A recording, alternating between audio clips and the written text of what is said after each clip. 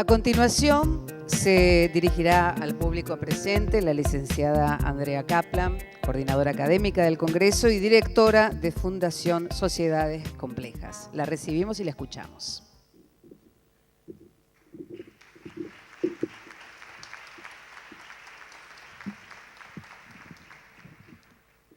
Gracias. Buenas tardes, bienvenidas y bienvenidos. Estoy muy emocionada de estar hoy aquí con todos ustedes. Cuando comenzamos a pensar este congreso hace más de un año, casi en coincidencia con el anterior, la verdad es que no imaginábamos esta convocatoria.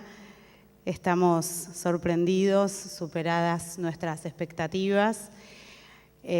Como muchos de ustedes saben, cerramos la inscripción hace más de 20 días, lo cual es un hito, si se quiere, y inauguramos una sala virtual para que puedan acompañarnos los colegas que no habían podido inscribirse o que inclusive no podían viajar y que nos están viendo, y a quienes también les doy la bienvenida y los saludo y los invito a que participen a través de Twitter, después lo vamos a mencionar bien. Creo que somos muchos porque estos temas insisten, porque nos ocupamos de temas impostergables, de temas necesarios, de los que hay que hablar, sobre los que hay que pensar, seguir pensando. Son problemáticas que nos atraviesan, que nos interpelan, que nos ponen algunas veces más alertas y otros nos obligan a ser más originales, más innovadores en nuestras prácticas y en nuestras intervenciones. Son cuestiones estas que vamos a abordar estos días que creo yo nos hacen más fuertes cuando podemos tender puentes, cuando podemos armar redes, cuando construimos alternativas a lo dado, a lo obvio, a lo que ya probamos y no funcionó. Una de las cosas que más me impresiona cuando pensaba qué decir en esta oportunidad es el esfuerzo que hacemos todos los que hoy estamos acá para estar acá. Seguramente tenemos mucho que organizar para dejar 2, 3 o 4 días nuestras cosas, muchos favores que pedimos a colegas que nos reemplazan, a pacientes que nos cambian turnos, a alumnos que nos esperan a nuestro regreso el día lunes y a nuestras familias seguramente, a nuestros hijos, compañeras, compañeros, a los cuales les pedimos que nos aguanten, me incluyo. Creo que planificamos mucho esta venida, este poder estar acá. Que nos permite, de algún modo, creo que el Congreso es un espacio que nos permite despegarnos de la rutina, de esas urgencias y emergencias que se nos presentan en las instituciones todos los días, para co-crear este Congreso, para habitarlo, para que cada uno de ustedes lo haga propio, pero siempre con otros. Como nos leía Victoria recién, Carlos propone estar juntos en las instituciones para poder hacer cosas juntos, y nos advierte que debemos poder reconocer que habrá allí, en ese poder hacer juntos, tensiones y diferencias, cosas con las que no estemos de acuerdo, personas que no serán nuestros mejores amigos y con las cuales tal vez tengamos muchas diferencias, o que nos cueste entendernos, y sobre todo me gusta pensar, vamos a sentir en ese transitar por las instituciones y tratar de hacer cosas juntos, muchas veces incomodidad,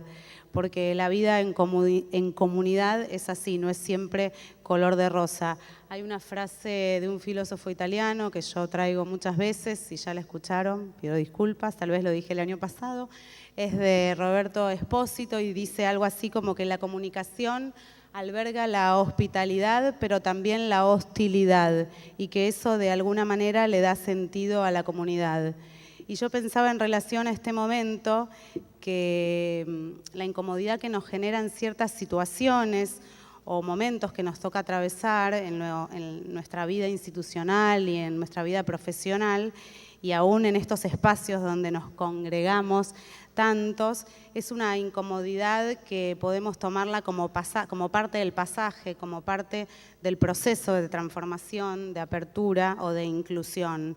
El otro día me comentaba una colega que por primera vez en su unidad académica había una persona con discapacidad y que muchos profesores se sentían descolocados, tal vez, y esto lo digo yo, incómodos, como no sabiendo qué hacer, como pensando cuál sería el modo, el tiempo, la forma de articular sus clases ante esta nueva presencia, ante un sujeto que nos impone un desafío para la tarea pedagógica, pero también y sobre todo, y todos los días, y no solo en las instituciones, para lo vincular. Y me acordé, no sé por qué me vino esto a la memoria, de cuando yo estaba en quinto grado, en la mitad del año, ni siquiera fue, creo que fue en quinto. ¿Dónde está mi maestra de quinto grado? Acá está mi maestra de quinto. Creo que fue en quinto, pero si no... llegó un compañero que se llamaba Eital o Eitan, no recuerdo bien. No hablaba una sola palabra de castellano, porque era israelí y apenas había pisado la Argentina y ya estaba escolarizado. Y yo me preguntaba, para mí no fue incómodo, yo tenía 10 años, estaba en el conurbano bonaerense, en una escuela como tantas otras, pero me preguntaba qué iban a hacer los maestros, cómo le iban a enseñar, qué le iban a decir a alguien que no hablaba nuestra misma lengua. Básicamente que no nos entendía nada, pero con nosotros no pasaba nada porque jugábamos con él y nos hablábamos de otra manera. Y entonces me preguntaba cómo hacemos hoy en las escuelas para realmente albergar la diversidad cuando no nos entendemos o cuando cuesta entenderse. Y cómo hacemos para dar pasos juntos, para crear nuevas circunstancias, para tomar la incomodidad como desafío, para hacer lugar al otro, para crecer en hospitalidad. Y me parece que uno de los problemas básicos para poder entendernos es que estamos atravesando, desde mi punto de vista, dos males de época que insisten mucho, que vuelven mucho, uno que tiene que ver con la velocidad y otro que tiene que ver con la necesidad de tener todo el tiempo certezas que queden dadas de una vez y para siempre. Y entonces escribí algo que les quiero compartir. Ahí donde no hay tiempo para esperar a los que van más lento, donde no hay tiempo para pensar juntos, padres, terapeutas, pediatras, maestros, sobre qué le pasa al niño que tiene un malestar o un problema, que no se engancha, que desatiende, ahí donde no hay tiempo para la duda, para la búsqueda, que siempre tiene algo de incertidumbre, ahí donde no hay margen para el error, para preguntarle a alguien más, ahí donde se encorsetan en test parametrizados los padecimientos, donde se cree que todos los síntomas pueden quedar reducidos a cruces en un formulario como si eso fuera poder describir acabadamente qué tiene, y lo más complicado, qué hacer. Y para todos igual, ahí, y esto me parece central, donde no hay lugar para el aburrimiento de los niños y niñas porque los sobrecargamos de tareas, de pantallas, de minutos ocupados en algo, siempre teniendo que ser entretenidos con algo, ahí estamos ante un problema inmenso. Ahí donde no hay lugar para el juego de los padres con sus hijos y de los niños entre ellos, donde todo tiene reglas y medidas, donde todo se vuelve plausible de ser anticipado y todo lo que no encaja se vuelve sigla, diagnóstico de manual, patologizando la infancia, la adolescencia y la vida misma, haciendo de lo diferente algo defectuoso que pareciera requerir una cura y lo requiere ya. Ahí aparecen los medicamentos, las terapias repetitivas y alejadas de lo singular que nos invaden, porque son rápidas y nos dicen que eso es bueno, porque son concretas, vuelven a decirnos que eso es lo que necesitamos. Yo opino por la ventana del salón de clases de mi primaria, pienso en Eitan o en Eyal, no me acuerdo cómo se llama, pienso en que no entiendo nada de lo que me dice, pero lo que más sigo pensando es en lo poco que él nos debe estar entendiendo a todos nosotros, que sin embargo creemos, pero no es ni así de fácil ni así de cierto, que entre iguales sí nos entendemos.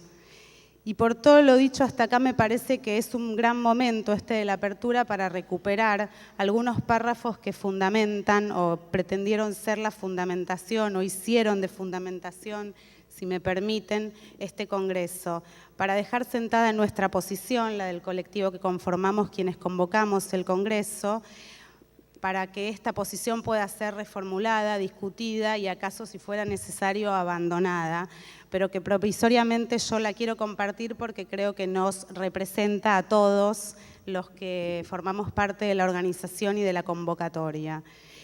Y dice así: este Congreso Internacional sobre Problemáticas en Educación y Salud eligió para esta edición como tema central niños y jóvenes con discapacidad, de la patologización a la inclusión, pretendiendo aportar al cambio cultural contemporáneo en dos sentidos. Por una parte, en las transformaciones que se requieren para que las personas con discapacidad sean ciudadanos con pleno ejercicio de sus derechos y abandonen el rol histórico de pacientes de los diversos equipos de profesionales que incursionan en sus determinaciones. Por otro, perseveramos en alcanzar un mundo sin etiquetas, en donde niñas, niños y adolescentes con problemas de diversa índole no sean estigmatizados ni rotulados y, lo que es aún más grave, medicalizados por sufrimientos subjetivos, materiales, sociales o culturales que esperan ser tenidos en cuenta por los adultos responsables de su cuidado. Bebés, niñas, niños, jóvenes que a través de diversos síntomas piden que los adultos los escuchemos, los miremos, los alojemos, los acompañemos y los ayudemos. Ya termino y los dejo con Silvia, que es mucho más interesante que yo. Esta edición del Congreso Internacional, a partir de hoy y por 3 días, será un espacio que convoque a especialistas, estudiantes, profesionales de la salud, la educación y el trabajo social, entre otras muchísimas disciplinas, para abordar temas que nos interpelan a todos, teniendo como marcos la Convención Internacional de los Derechos de Personas con Discapacidad, Ley 26.378, y la Convención sobre los Derechos del Niño. Desde el ámbito educativo sostenemos que la complejidad se presenta en la construcción de escuelas inclusivas con aulas que puedan trabajar en la diversidad, atendiendo a la calidad y a la participación de todas y todos sus alumnos. Norma Filidoro, quien expondrá mañana en este congreso, lo expresa muy claramente de esta manera: una escuela inclusiva es la que puede pensar como alumnos y alumnas a esos niños y esas niñas que no se ajustan a los modos de ser y estar que la escuela históricamente viene prescribiendo. La vigencia del derecho a la educación de las personas con discapacidad necesita de un trabajo coordinado al interior de todo el sistema educativo que se rija por los principios de la inclusión. Y cuando digo que se rija por los principios de la inclusión, no solo en el discurso, sino en los hechos y en la infraestructura y en los recursos capacitados para que esto pueda ser así. Esto nos lleva a interrogarnos, por supuesto, y lo haremos así, lo compartiremos desde hoy con Silvia y todo el transcurso de mañana, y por supuesto lo discutiremos el sábado a la mañana en las mesas de trabajos libres, a interrogarnos sobre el rol en la actualidad de la educación especial y a la tensión que se genera entre las llamadas escuelas especiales y escuelas comunes. Y por otra parte, estando convencidos de que las familias de las personas con discapacidad son quienes, trabajando en conjunto con todos los profesionales, orientarán la calidad de vida de las personas, de la vida que sueñan para sus hijos, hermanos y demás familiares. Y para terminar, realmente considero que una sociedad inclusiva va a ser aquella que expanda, y lo escribí así en lo que recibieron en el programa, sus límites de posibilidad, que se proponga albergar la diferencia sin anularla, que exija a todos y a cada uno de sus ciudadanos solidaridad, atención, apertura, y que abandonemos de verdad las miradas sesgadas, discriminatorias, que encapsulan el sufrimiento y lo reemplazan por pastillas y rótulos importados. Para y por infancias libres de etiquetas y escuelas y mundos libres e inclusivos es que nos y los convocamos a compartir con comodidades o sin ellas, con las paradojas que se nos imponen, con las tensiones y las proyecciones, con los alientos, las fortalezas y las debilidades, con todo lo que tenemos, a compartir juntos esta edición 2017 de nuestro Congreso Internacional sobre Problemáticas en Educación y Salud, que venimos convocando y esperamos seguir convocando. Les agradezco de corazón la presencia, la espera, el espíritu colaborativo y espero que tengamos 3 jornadas de diálogo, de reflexión y de construcción. Gracias.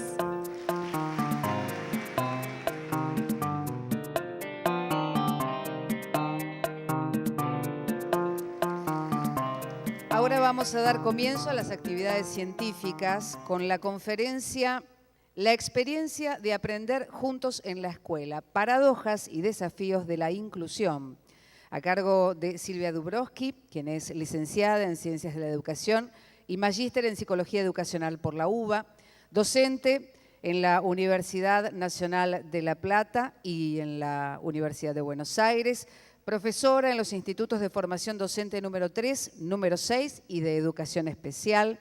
Actualmente dirige el proyecto de investigación sobre atención temprana y procesos de inclusión en el nivel inicial y el programa de voluntariado universitario Aprender Juntos en la Escuela y en el Barrio. Ha publicado varios artículos y capítulos de libros y compilados para Noveduc, la integración escolar como problemática profesional, y entre 2004 y 2007 fue directora del área de educación especial de la ciudad de Buenos Aires. Silvia, ¿quiere acercarse aquí? Muy bien, la recibimos con un aplauso.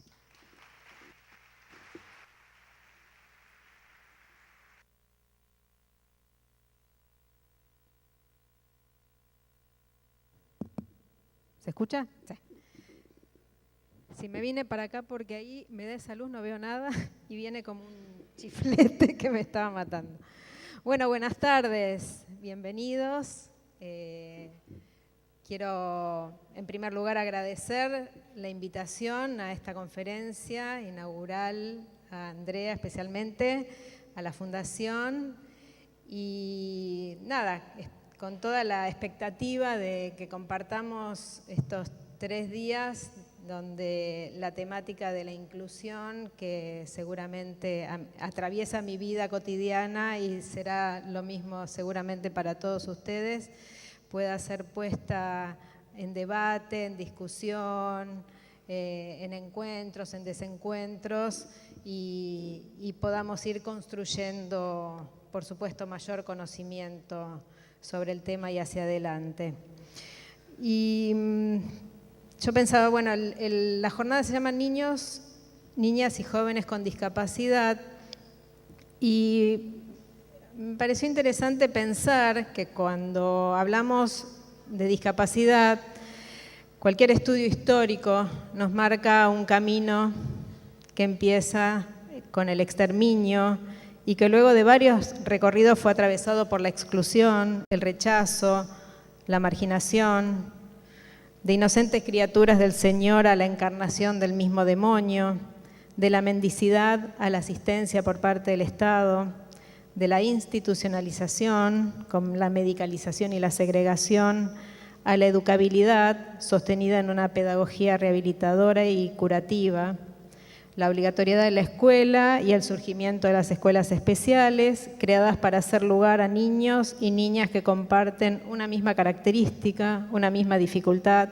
sin participación social ni en su propia comunidad. Digo porque a veces empezamos a hablar de educación inclusiva y nos olvidamos que el derrotero de la situación y la perspectiva histórica de las personas con discapacidad no pueden ser soslayado cuando queremos hablar de lo que nos está atravesando ahora. ¿Cuánto de esa historia permanece o se recicla o se reformula, pero cuánto de eso lo podemos analizar en los discursos que se siguen sosteniendo a veces en relación al tratamiento de los sujetos con discapacidad? Pero yo quería tomar 3 características que expresó Sánchez Palomino en un artículo en el año 2001, porque él plantea 3 características de la educación especial en sus inicios, que me parece que son relevantes a tener en cuenta a la luz de los modos en que a lo largo del tiempo se siguió considerando al sujeto con discapacidad y ese sujeto de la educación especial y hoy sujeto de las políticas inclusivas. Cuando surge la escuela especial, la persona no tiene un déficit, sino que es un deficiente, ¿no? Se nombra a la persona por la deficiencia. Es un Down, es un paralítico cerebral. Se parte de una concepción fragmentada del ser humano, morfológica, anatómica o psicológica, asumiendo e identificando a la persona con la patología. Aparecen de esta forma categorizaciones homogéneas del individuo a partir de la etiología. La intervención de la educación especial se centra en el déficit. La atención se centra en las partes, zonas o aspectos dañados, respondiendo a una actuación parcializada, lo que supone la puesta en práctica de técnicas rehabilitadoras y terapias reparadoras centradas en la deficiencia. Yo siempre comento que trabajo en el profesorado de educación especial, quizás aquí hay gente que estudió profesorado de educación especial, aquí, bien, buenísimo. Y siempre comento que aún hoy, con tantos años de políticas inclusivas, la organización del profesorado sigue estando centrada en la deficiencia, el profesorado de sordos, el profesorado de ciegos, el profesorado para sujetos con discapacidad intelectual. Digo, esta impronta que fue el origen de la construcción de las escuelas especiales a lo largo de ya más de 60, 70 años, permanece todavía fija. La educación especial abandona el desarrollo social de la persona al centrarse en la deficiencia, se obvia el componente social de la persona y se adoptan las respuestas especializadas que suelen llevar en general al aislamiento y a la desintegración social. A partir del planteo, finales de la década del 50, principios del 60, post Segunda Guerra Mundial, a partir del planteo del concepto de normalización, de las sucesivas declaraciones internacionales de los derechos del hombre y de los deficientes, los movimientos reivindicativos de las asociaciones de padres que defendían el derecho a la educación de sus hijos en centros ordinarios, un movimiento de derechos civiles que empezó fuertemente en Estados Unidos, se inicia el camino hacia la transformación de la consideración del discapacitado hacia una apreciación de un sujeto con discapacidad, de un sujeto de derecho.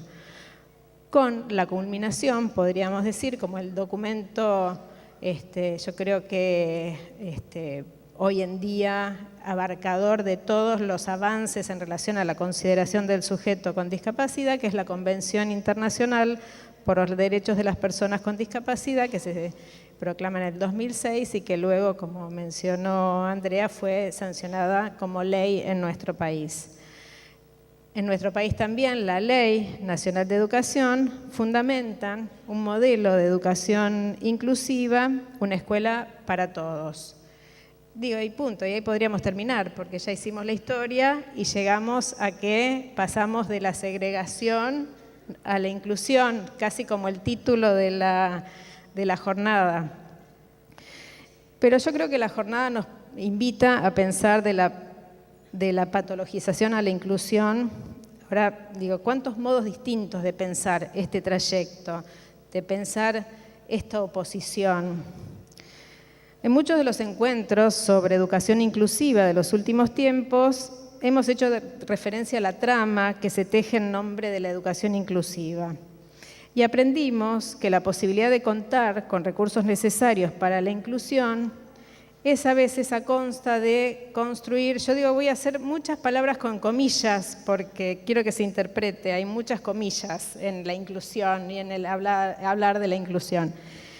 Digo que muchas veces la posibilidad de inclusión es a costa de construir un niño con discapacidad. Entonces, de la patologización a la inclusión cobra un sentido particular.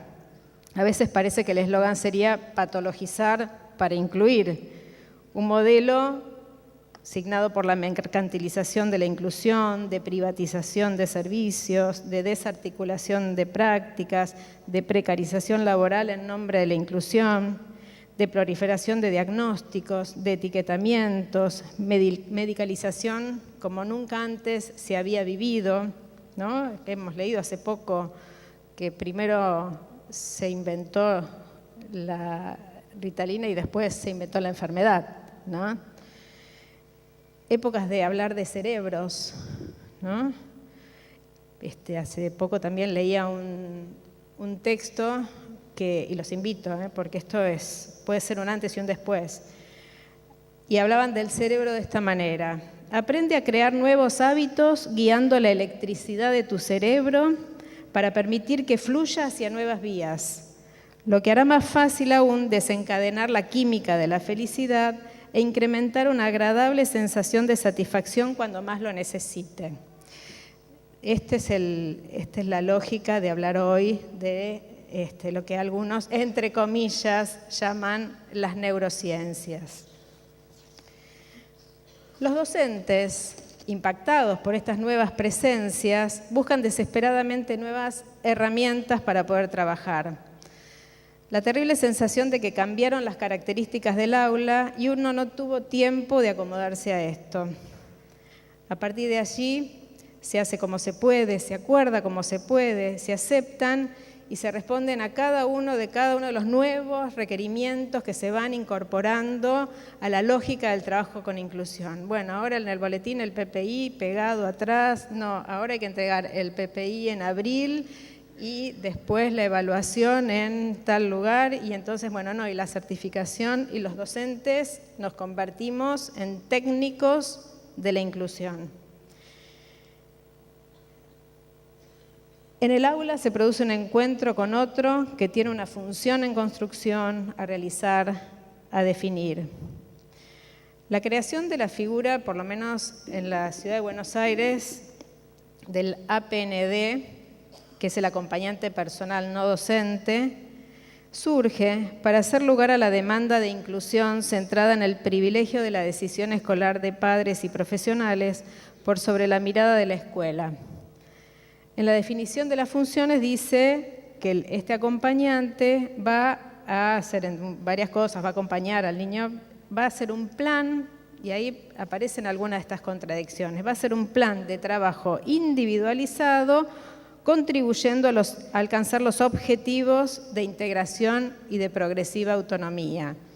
Entonces, pareciera que una persona designada para estar toda la jornada al lado del niño, con un proyecto de trabajo individualizado, será la garantía de que logre los objetivos de progresiva autonomía. Paradojas de la inclusión. La posibilidad para los padres de contar con un apoyo permanente en el aula requiere de la intervención y acuerdo de profesionales médicos, neurólogos, psiquiatras, a partir de lo cual la familia tendrá la posibilidad de tramitar un certificado de discapacidad, puntapié inicial de un posible proyecto de inclusión. Siguen las comillas. En la práctica cotidiana podemos observar entonces que hay un médico que en su receta escribe un diagnóstico, no sabemos muy bien sobre qué base, recomendaciones, 2 puntos. Escuela común con maestro de apoyo a la integración durante toda la jornada escolar. Y yo digo, se recetan los maestros integradores. Y si media un certificado de discapacidad, el Estado debe garantizar que eso se cumpla. Y en el marco de las políticas públicas, el sistema educativo público a veces no puede garantizar un maestro integrador todo el día, toda la jornada. Entonces, cuando se receta un maestro integrador toda la jornada, lo que a veces sucede, muchas veces, yo, como bien comentaban, fui directora del área de educación especial y discutíamos mucho con el área de primaria común, especialmente ante los pedidos, las demandas de maestros integradores que estuvieran todo el tiempo, toda la jornada, y las escuelas especiales sosteniendo, estoy hablando hace ya 10 años, ¿no? Las escuelas especiales sosteniendo que si un niño necesita a alguien todo el tiempo, toda la jornada, entonces, ¿cuál es el beneficio para él de la escuela común? Ese era el discurso hace unos 10, 12 años. Y como realmente no consideraban que alguien esté parado o sentado toda la jornada al lado del niño, cual una sombra para garantizar su educación inclusiva, entonces las discusiones eran bastante intensas. Y entonces surgen estas paradojas. Por un lado, la necesidad del Estado de generar un cargo que no pertenece al sistema público, o sea que es privado, es un profesional privado, externo a la escuela. A ver, privado, pero que lo pague el Estado y que va a una escuela pública, que lo eligen los padres, o sea que no lo elige la escuela, o sea no ingresa ni por estatuto, y que puede ser docente o no, pero que en definitiva es el responsable de la inclusión de ese niño en una escuela. Alguien de afuera es la condición de posibilidad de la inclusión, de estar adentro. Y en esta nueva presencia en la escuela, entonces, en ocasiones, en vez de generarse vínculos solidarios en relación al niño, que no los digo que no los haya, que los hay, el planteo que hago es que de los problemas en la aplicación de estas políticas se establece una especie de vínculo técnico.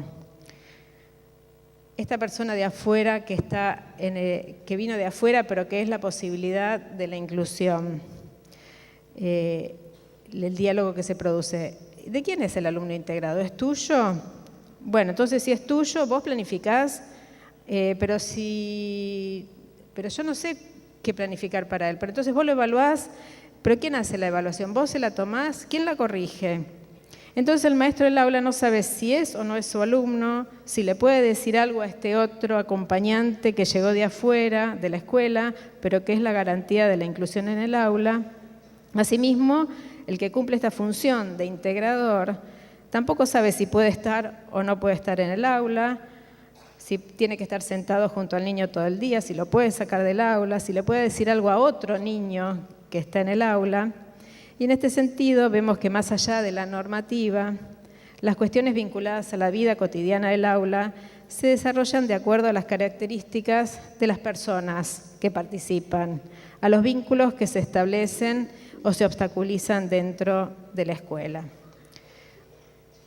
Otra paradoja, entonces, la escuela, espacio donde el niño concurre varias horas por día, muchas veces queda excluida de la posibilidad de intervenir en las orientaciones, porque a veces los equipos que supervisan la tarea de los maestros integradores son los que dan las orientaciones de lo que debe hacer la escuela, y a veces la escuela acuerda, pero muchas veces no acuerda, pero parece que no es una palabra que tenga el mismo valor que los equipos. Por eso, siendo las experiencias tan diversas, les propongo en este momento que vamos a compartir, ponernos del lado de la escuela, pensar junto a las personas que hacen la vida cotidiana del aula, ir en contra de toda etiqueta inmovilizante para hacer lugar a la aparición de los sujetos que participan en ella. En cartas a un joven profesor, Philippe Mérieux dice: el maestro siempre enseña algo a alguien, y alguien es cada uno. ¿Se puede delegar esta función? ¿Se puede pensar que ahí donde aparece un obstáculo se delega en otro especialista esta función?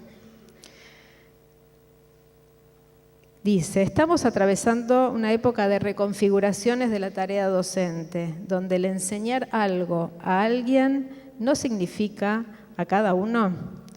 ¿Qué debemos transformar para generar condiciones para que el docente no resigne su rol?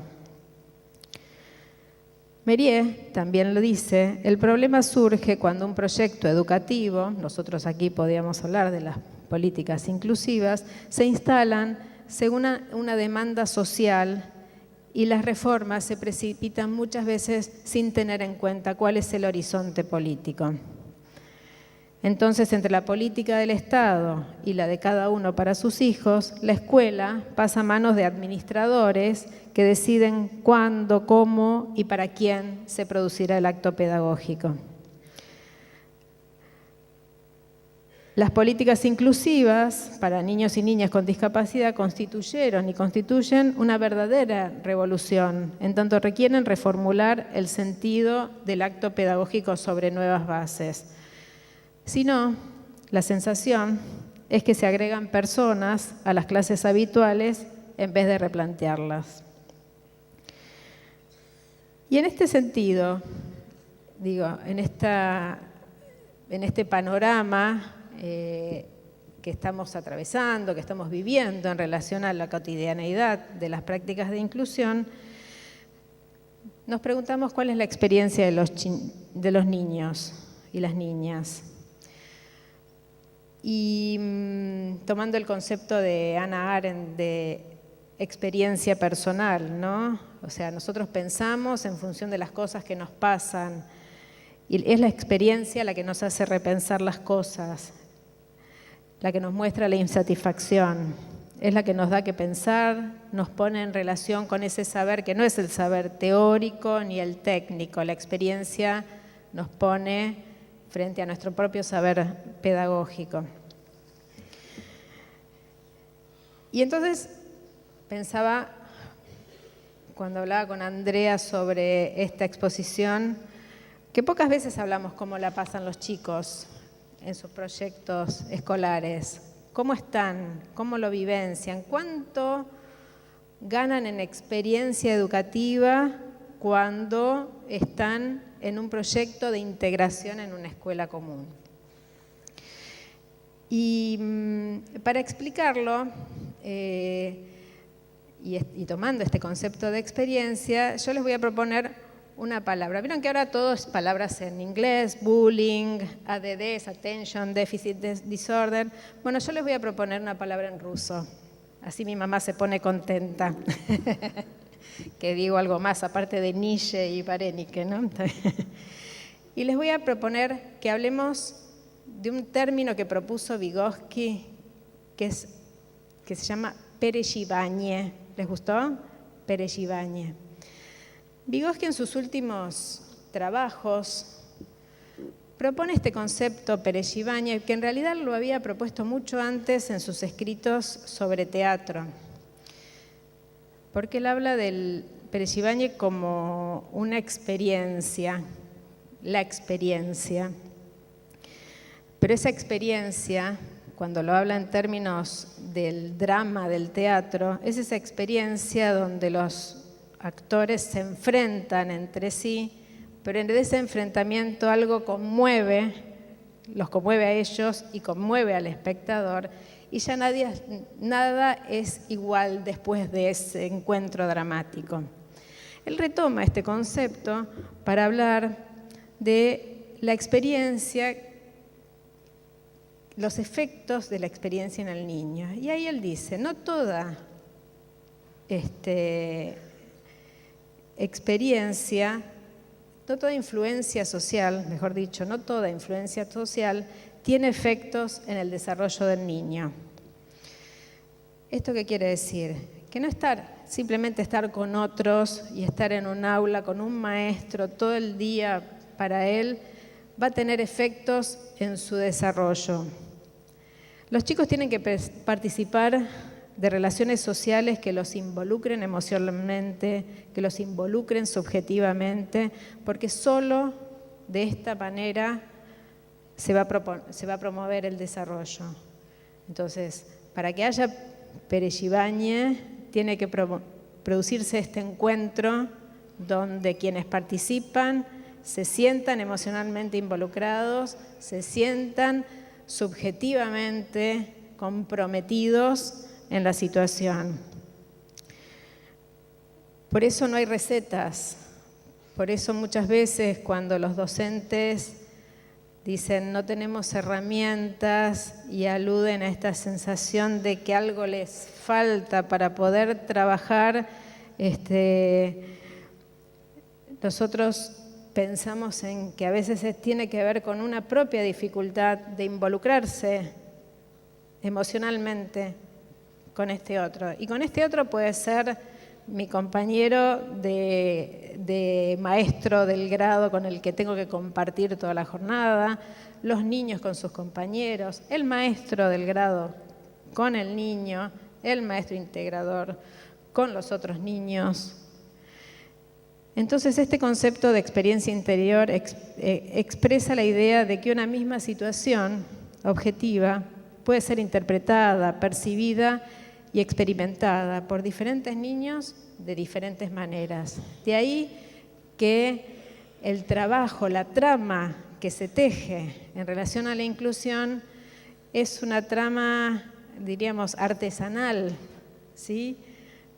¿Por qué es tan difícil decir, este es el rol del maestro integrador y hacer un montón? ¿No? ¿Por qué cuesta tanto? Hace tantos años que existe el cargo de maestro integrador y sin embargo las funciones que cumplen y cada uno que trabaja como maestro integrador nos habla y nos comenta distintas cuestiones, distintos modos de estar en el aula. Y entonces ese modo, eso significa que tenemos que, digamos, es un trabajo nuestro, propio, interno, el que nos va a llevar a abrirnos a la experiencia, y lo digo en el sentido Pérez-Ibáñez, a la experiencia de la inclusión. Quienes tuvimos la oportunidad de estar en la escuela, conversar con los docentes, observar clases, advertimos, como les decía, una multiplicidad de situaciones, quizás algunas bastante alarmantes, ¿no?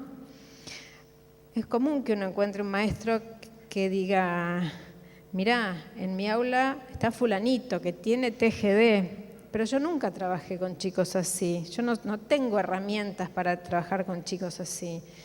En los cursos que damos sobre inclusión es lo más frecuente escuchar a los docentes desesperados buscando herramientas para trabajar, como dicen, con chicos así. Y en este no tengo herramientas, pensaba en el Jacotot de Rancière, el maestro ignorante. Jacotot empieza a enseñar sin saber nada de cómo enseñar, y los estudiantes aprendieron. Jacotot dice, lo que importó fue mi voluntad de enseñarles, de que podían aprender. Hay que ir en contra de la escuela, esa institución que ordena, subordina, que desiguala. Pensar a nuestros alumnos como iguales es pensar que a todos los creemos capaces, valiosos. Es cierto que no sabemos si los hombres son iguales. Estamos diciendo que pueden serlo, pero sabemos que pueden serlo es lo que vuelve a la sociedad humana posible. No sabemos si van a aprender, seguro que no sabemos si van a aprender. Lo que no debemos resignar es la voluntad de enseñar. Y ahí es donde aparece el Pérez-Ibáñez del que les hablo, ¿no? Generar este compromiso, este drama cotidiano donde nos encontremos afectivamente, donde este vínculo nos comprometa afectivamente con el otro dentro de un aula para que sea verdaderamente inclusiva.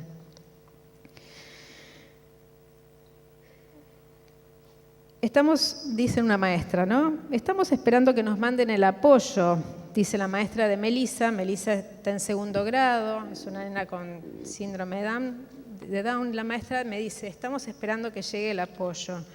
Pero mientras tanto, Melissa está sola, en el aula, solita, haciendo dibujitos. En otra situación, la PND de Guido está en preescolar, insiste en que entre a la sala. Guido grita y dice, no, no. Y la maestra dice, mirá, todos ya entraron a la sala. No, no. Pero mirá que todos entraron. No, no. Y en ese diálogo estuvieron 10 minutos, me fui yo. Pero digo, había algo del encuentro que no se estaba produciendo. Y en esa situación quedó instalada la relación. Una docente le dice a una practicante, Tiago, tiene esto, Tiago tiene brotes esquizofrénicos, no te gastes en trabajar con él, si se va, se va. Otra alumna mía del profesorado me dice, yo empecé a trabajar como APND, pero no veo nada en la nena, está muy bien. Le propuse a la maestra ayudarla con los chicos que tienen más dificultades. No, de ninguna manera, vos estás acá para ella. Me dice, así que estoy sentada, no hago nada.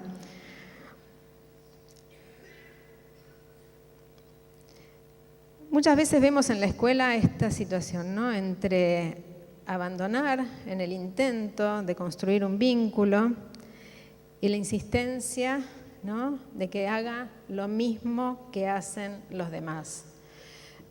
Entender a la inclusión como igualar en los resultados, en la tarea, es un principio que seguramente nos va a llevar al fracaso.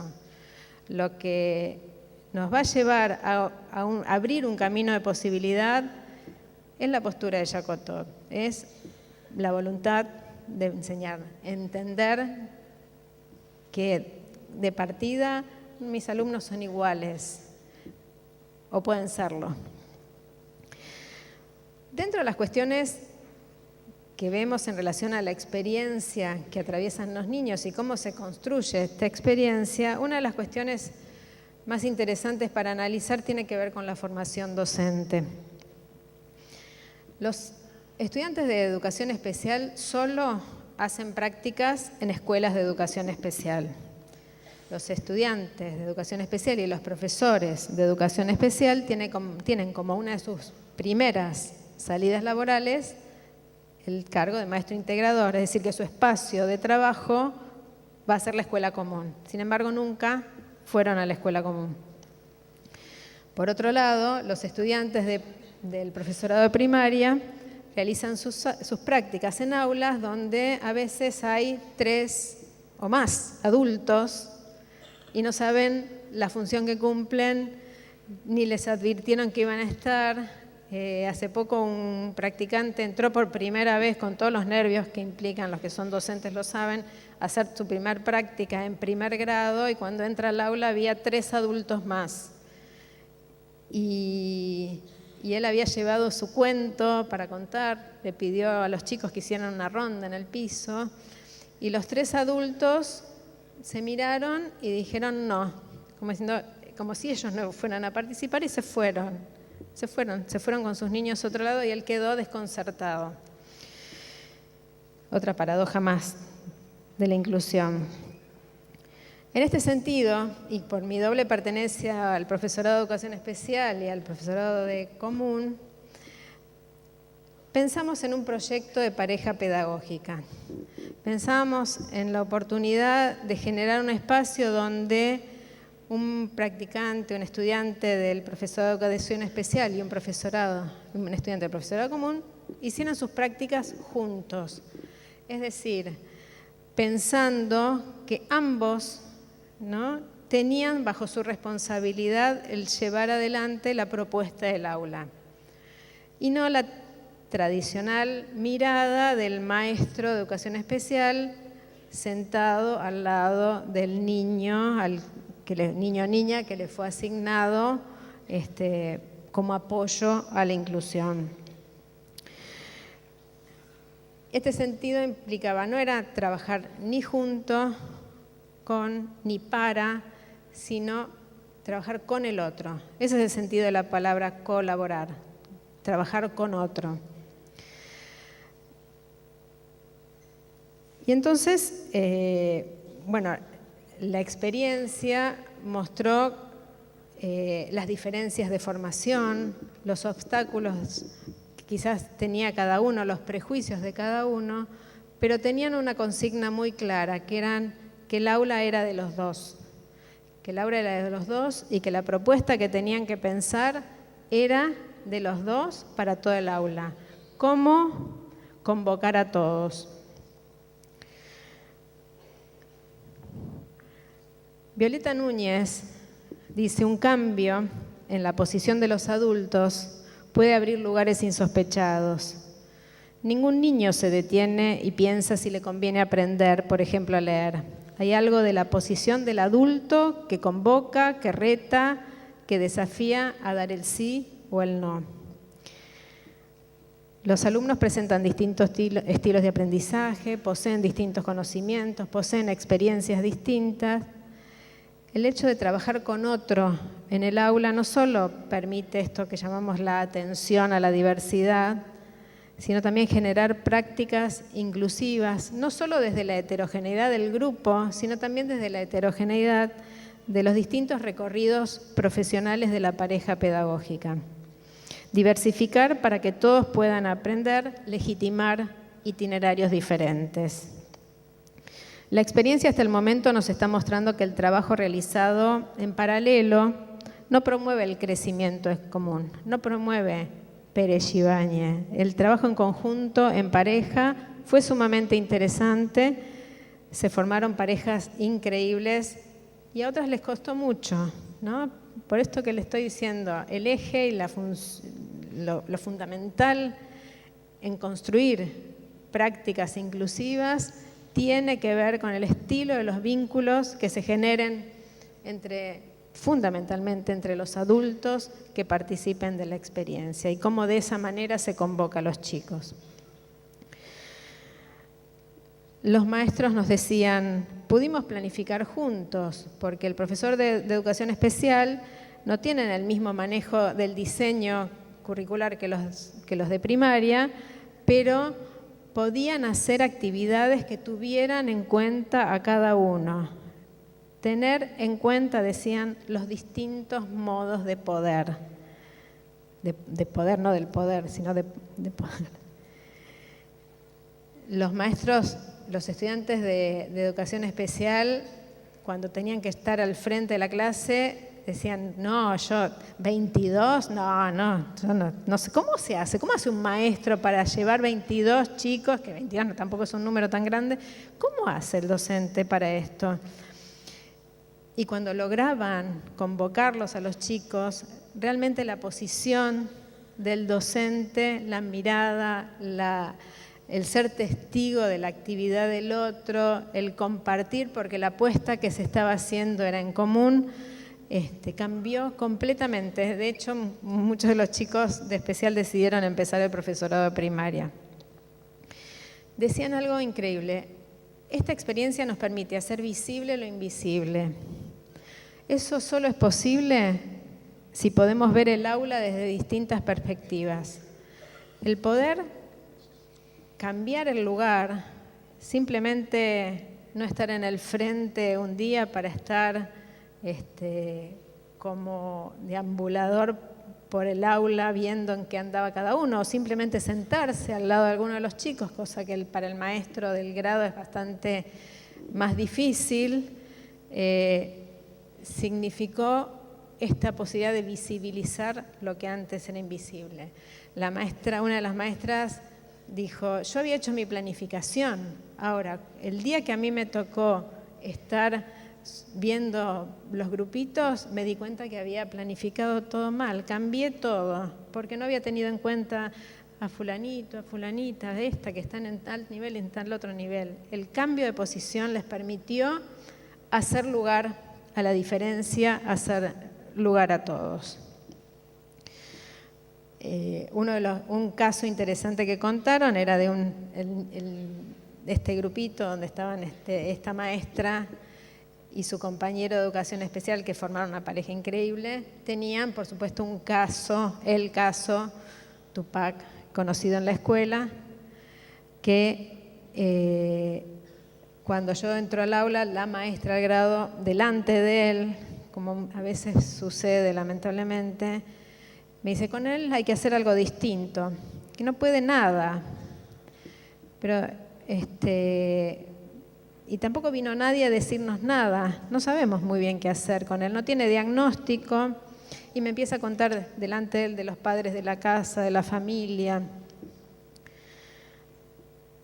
La pareja pedagógica decidió probar algo distinto.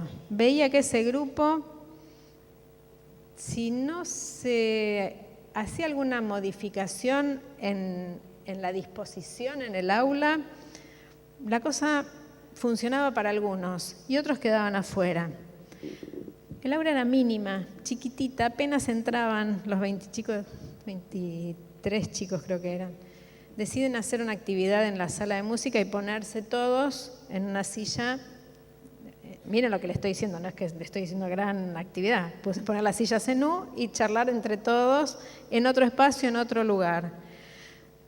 Tupac satelitaba por el aula, estaban escribiendo un cuento de monstruos y estaban tomando las decisiones sobre cómo iba a ser ese cuento. Y habían tomado algunas decisiones. Bueno, vamos a hacer un cuento de monstruos, pero de monstruos que no asusten. Y este monstruo se va a llamar tanto y todo. Y ahí habían construido todo. Y Tupac daba vuelta. Y no había modo de convocarlo hasta que el maestro de especial en un momento que le dice, vení Tupac, dice, lo que pasa es que esto es muy aburrido. Y bueno, a ver, Tupac, vení, contanos por qué esto es muy aburrido. Dice, porque es muy aburrido. ¿Cómo que va a ser que los monstruos no asusten? Esto no tiene gracia. Era la primera vez que Tupac decía algo en relación a algo de lo que estaba sucediendo en el aula. Y entonces el maestro lo toma y le dice, miren chicos, yo tengo que hacer un planteo. Acá Tupac dice que esta propuesta es aburrida porque los monstruos tienen que asustar. Si no, es aburrida. Los chicos se miraron y dijeron, sí, puede ser. Y Tupac se quedó el resto de la clase ahí.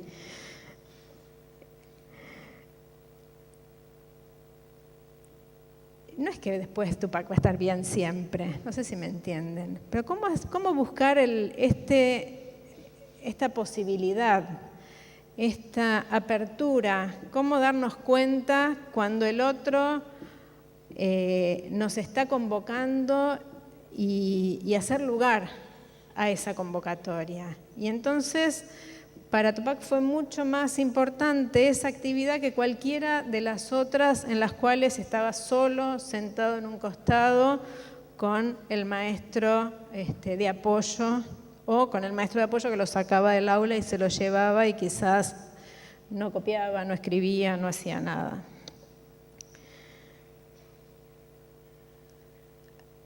La experiencia también mostró que para los maestros del grado, la presencia de esta pareja significó algo sumamente conmovedor. La maestra de este grado nos decía, la verdad que yo, una maestra ya en edad jubilable, como yo, jubilable, dice, la verdad que yo pensé que ya no tenía nada más para aprender, pero cuando la vi en el aula, la vi teniendo en cuenta a cada uno, viéndolos, acercándose a los chicos desde distintos lugares, me di cuenta que aún hoy hay algo que en mí cambió. Hay una mirada de los chicos que para mí cambió. Y solo lo pude hacer porque tuve la compañía de otro que me ayudó a cambiar la mirada. Para nosotros esta experiencia significó un montón de cosas, sigue siendo, está transcurriendo, pero nos dimos cuenta que en los proyectos de inclusión valen mucho más los proyectos pedagógicos flexibles, donde haya una actividad que tenga en cuenta a todos, que cerrarnos en las adecuaciones curriculares individualizadas. Para nosotros tiene mucho más valor construir una comunidad de aprendizaje donde Tupac puede entrar y salir, participar y cuando no se siente bien pueda salir, cuando no esté con ganas pueda estar afuera, que un maestro integrador y un alumno integrado encapsulados dentro del aula.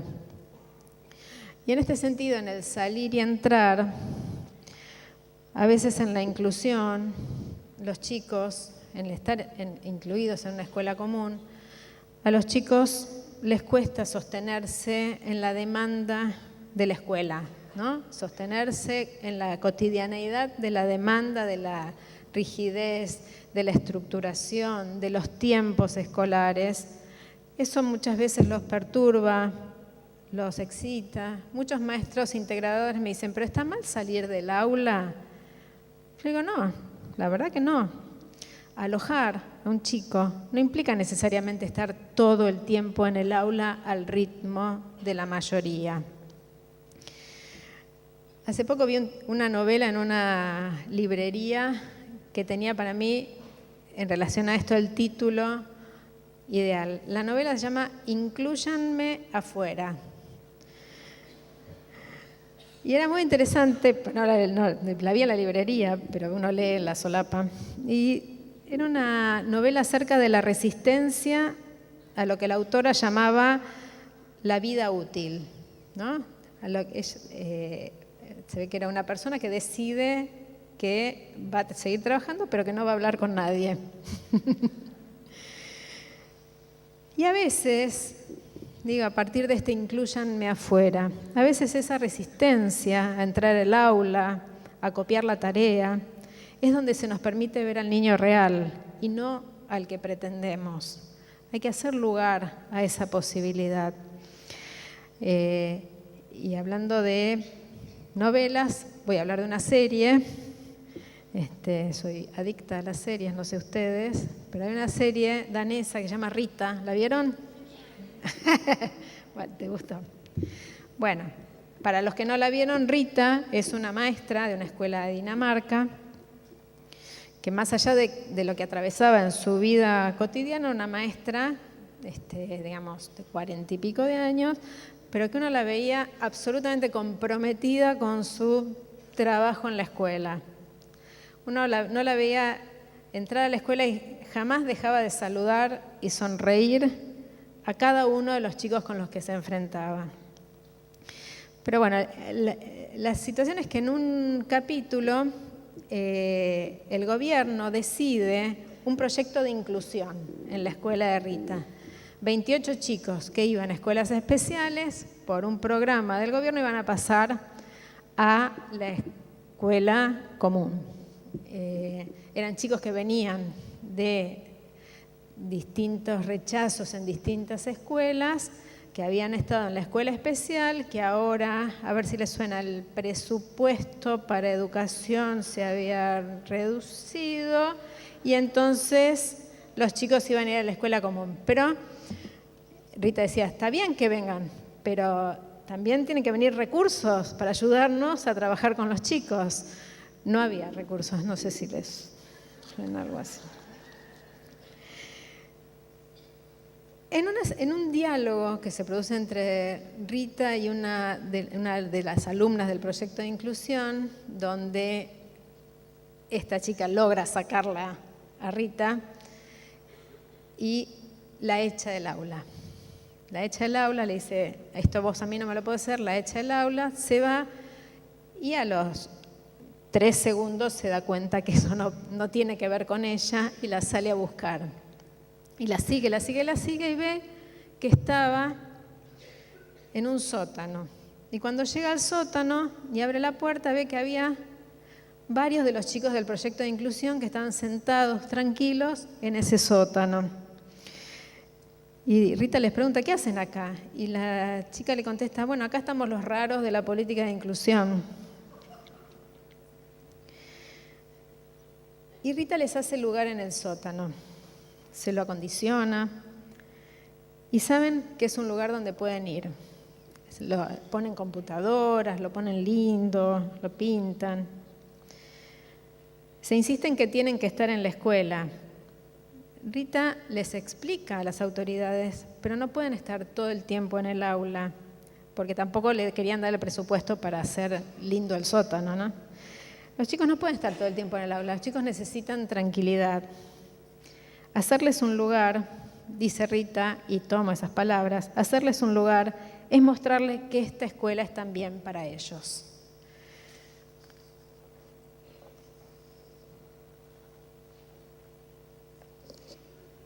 ¿Hasta qué punto, me pregunto, ese no tener herramientas expresa la distancia entre la representación de la escuela que tenemos, la representación que cargamos, y lo vivencial, y la escuela real. Y entre esas dos cuestiones aparece un vacío. Entonces necesitamos herramientas para manejarlo, ¿no?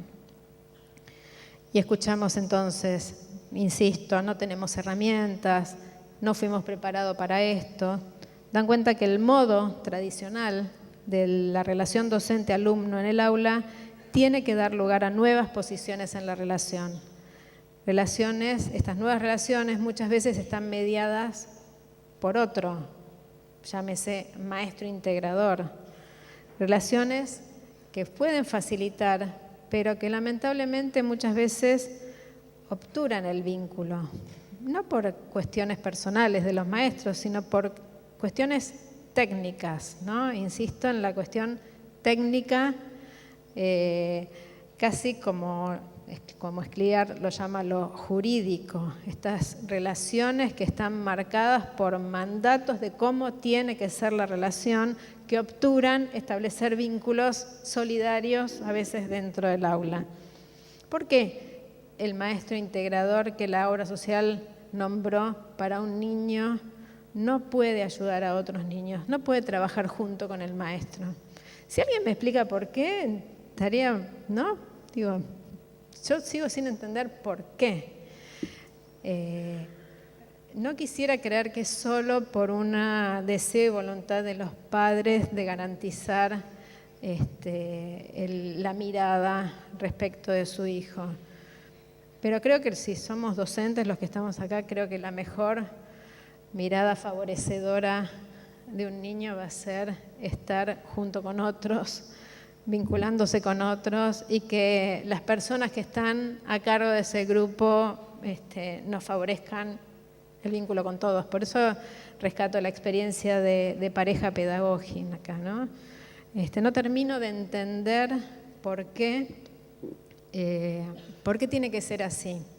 Hay algo que creo que tenemos que empezar a pensar que podemos transformar. Veiga Neto, en un trabajo que él llamó Incluir para excluir, afirma que la gran dificultad que presenta enseñar en las aulas inclusivas, donde los niños, entre comillas, normales, están mezclados con los anormales, no proviene de que los niños tienen niveles cognitivos diferentes, sino de la lógica misma de dividir a los niños en clases.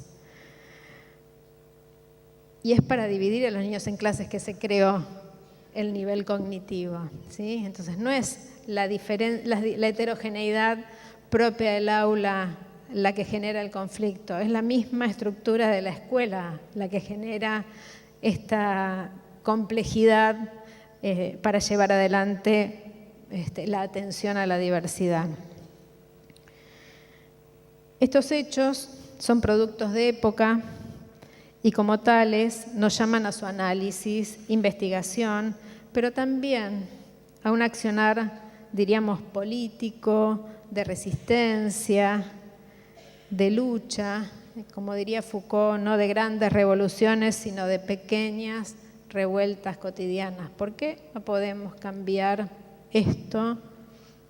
¿Quién dijo que tiene que ser siempre así? ¿Estamos? Y entonces, para cerrar, yo quisiera decir que la verdad que mi compromiso, yo me siento fuertemente comprometida con,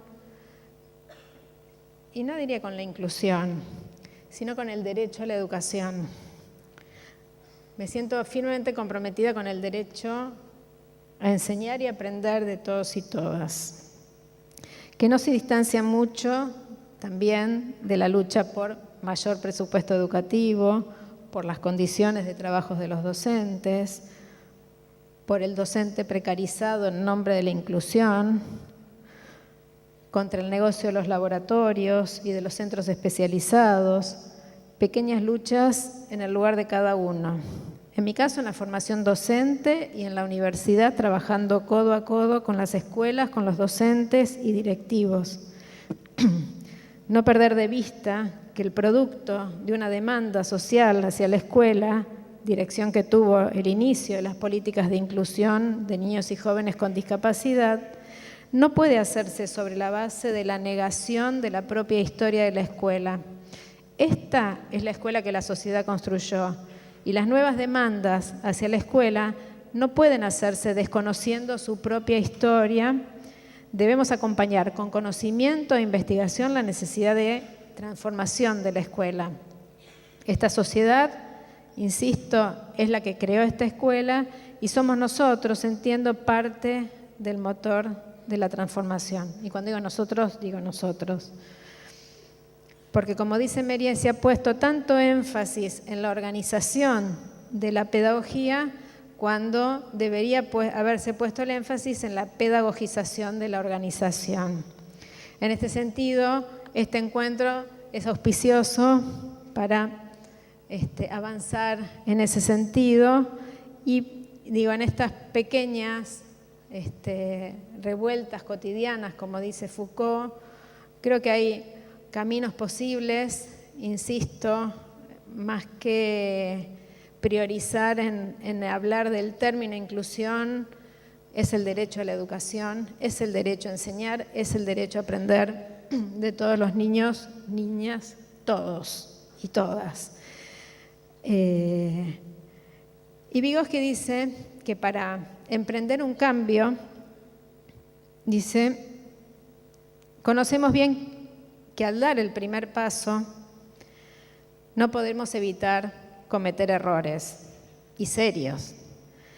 Pero todo el problema reside en que el primer paso sea dado en una dirección correcta, porque lo demás vendrá a su tiempo, lo incorrecto se eliminará, lo que falta se agregará y sigamos todos juntos en este camino por el derecho a la educación de todos los niños. Muchísimas gracias.